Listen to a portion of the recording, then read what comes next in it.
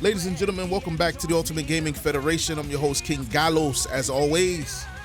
Now, I got a special video for you. I'm going to show you how you need to do your stats for AI versus AI matches in WWE 2K26.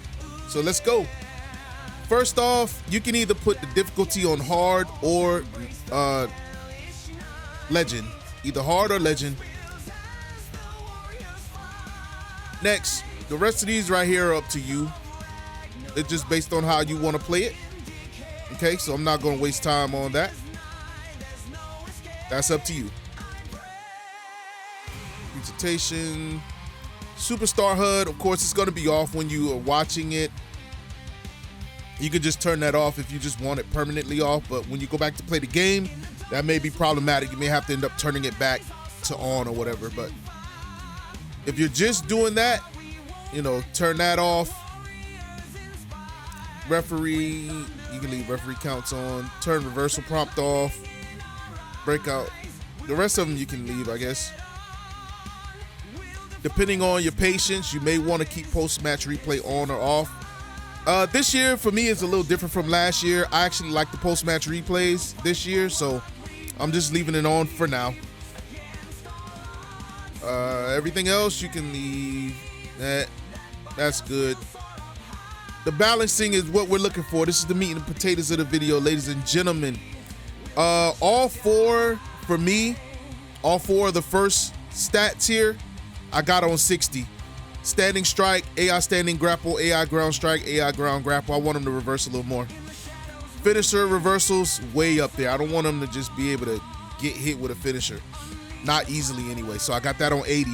For an object, I leave that the same, 50. You can change this to higher if you don't want to have it to where people are like spamming, they're not spamming like weapons or whatever. I like to leave that at a 50-50 for AI matches though.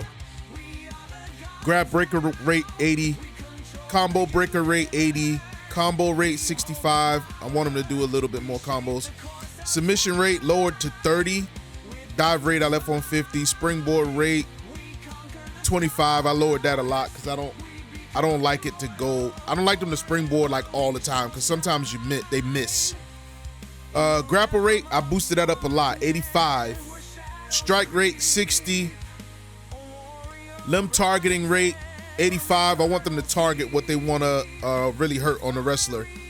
Running attack rate 50. Dodge rate 20. I want that lowered. I don't want it eliminated, but I want it lowered to where they don't dodge as much, so it's a little more realistic. Trading blows rate, I put that on 0. I don't like it. Entrance run in on 2. Mid-match run in on 2. Post-match run in on 2. Referee downtime 100. Superstar downtime I got on 10. I'm gonna tell you why. When they're outside the ring on ring countouts, it is very frustrating for a wrestler to just be laid out and already knowing and hearing the referee count to 10 and they just can't get their ass up. I hate that. So I got superstar downtime on 10 to prevent that. Basic reversal windows 70. Signature and finisher reversal 70. Stamina cost I lowered it because of the new meter, 35.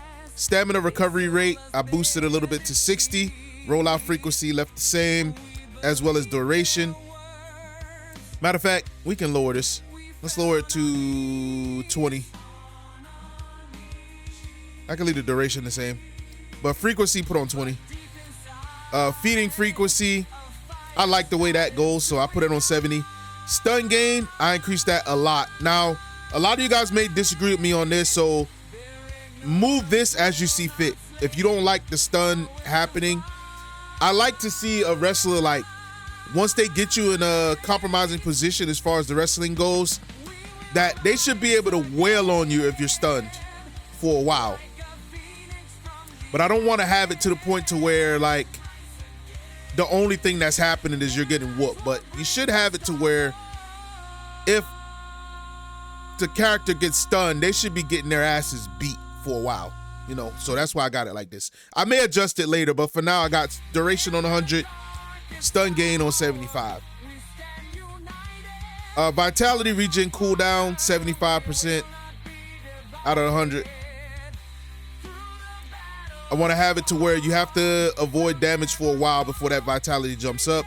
And then when it does jump up, it doesn't jump up as much, so it's on 25. Kick out difficulty, 35. I like my matches a little longer, so I got it there. This year's a little different from last year, though, because it seems to me that when the wrestlers are battling now, it seems more realistic on the default settings from what I've seen. So I may adjust these accordingly from what I see later on, but right now I have it on 35 for both here. AI difficulty damage scaling, I only lowered it a little bit to 40. I do want the matches to be a little bit longer, but not too much. Drag escape difficulty and carry escape difficulty on 75, of course. The targeting you can leave if you want, just set it to what you want. Advance, finisher influence on both player as well as the AI. The recent, both on 50. 50, 60, 90, okay? And I did this wrong, it's supposed to be 90. 50, 60, 90, okay?